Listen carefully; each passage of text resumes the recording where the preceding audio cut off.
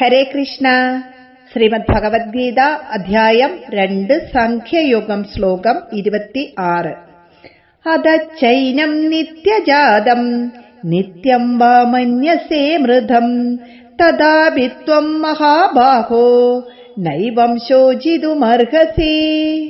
അദച്ചൈനം നിത്യജാതം നിത്യം വാ മന്യസേ മൃതം തദാപി ത്വം മഹാബാഹോ നൈവം ശോചിതുമർഹസി.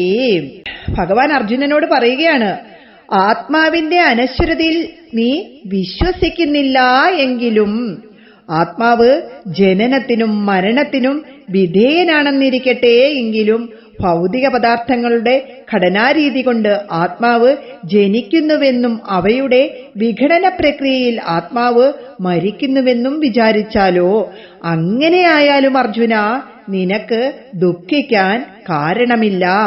ഒഴുകിക്കൊണ്ടിരിക്കുന്ന നദി സമുദ്രത്തിൽ പതിക്കുന്നതോടെ അതിന്റെ അസ്തിത്വം ഇല്ലാതാകുന്നില്ല. ഉദ്ഭവസ്ഥാനത്ത് നിന്ന് അത് നിർഗമിച്ചുകൊണ്ടേയിരിക്കുന്നു. ഗ്രാമങ്ങളിലൂടെയും നഗരങ്ങളിലൂടെയും വനങ്ങളിലൂടെയും അത് പ്രവഹിച്ചുകൊണ്ടേയിരിക്കുന്നു.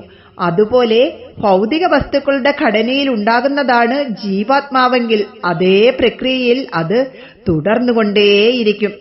മരണം കുറെ ജീവാത്മാക്കളെ ഇല്ലാതാക്കുമെങ്കിൽ അവയേക്കാൾ അധികമായി ഉൽപ്പാദിപ്പിക്കാനും പ്രകൃതിക്ക് കഴിയും. ആ നിലയ്ക്ക് യുദ്ധത്തിൽ മഹാബാഹുവായ അർജുന, നിനക്ക് ദുഃഖിക്കേണ്ട കാര്യമില്ല. ബോധം, ജഡം എന്നിങ്ങനെ 2 പദാർത്ഥങ്ങളെ കുറിച്ച് നമ്മൾ നേരത്തെ തന്നെ പറഞ്ഞു. ബോധം സ്വതന്ത്രവും സർവാശ്രയവുമാണെന്നും നാം കണ്ടു. അവരുടെ ബോധതലത്തെ ആത്മചൈതന്യത്തെ കണ്ടെത്താൻ കഴിയാത്തവർ അങ്ങനെയൊരു അസ്തിത്വം ഇല്ലെന്ന് എങ്ങനെ വാദിക്കുന്നു? അവരുടെ അഭിപ്രായം ഭൗതികവാദം എന്ന് പറയപ്പെടുന്നു. ജഡപദാർത്ഥങ്ങളുടെ സങ്കലനത്തിൽ നിന്ന് ജീവൻ ഉൽപ്പാദിപ്പിക്കപ്പെടുന്നു എന്നാണ് അവർ പറയുന്നത്.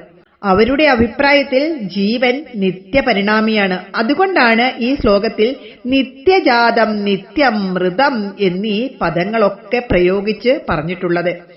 തികച്ചും ഒരു ഭൗതിക പ്രതിഭാസമാണ് ജീവൻ എന്ന് വരികിൽ അതിന് നിത്യജനനവും നിത്യമരണവും ഒഴിവാക്കാനും കഴിയുകയില്ല. ആ വീക്ഷണത്തിൽ ഭീഷ്മാദികൾക്കും ഒഴിവാക്കാനാകാത്ത മരണം സംഭവിക്കുമെന്നുള്ളത് തീർച്ചയാണല്ലോ അർജുന. അപ്പോൾ പിന്നെ അവരുടെ മരണത്തെക്കുറിച്ച് ചിന്തിച്ച് നീ എന്തിന് വ്യാകുലപ്പെടണം? അപരിഹാര്യമായ മരണം ഭീഷ്മദ്രോണാദികൾക്ക് സംഭവിക്കുമെന്നിരുന്നാൽ തന്നെയും അതിന് താൻ കാരണമാകേണ്ടതുണ്ടോ എന്ന സംശയം അർജുനന് വീണ്ടും ഉണ്ടായേക്കാം. ഭഗവാൻ അതിനുള്ള ഉത്തരം അടുത്ത ശ്ലോകത്തിൽ പറയുന്നു. ഹരേ കൃഷ്ണ.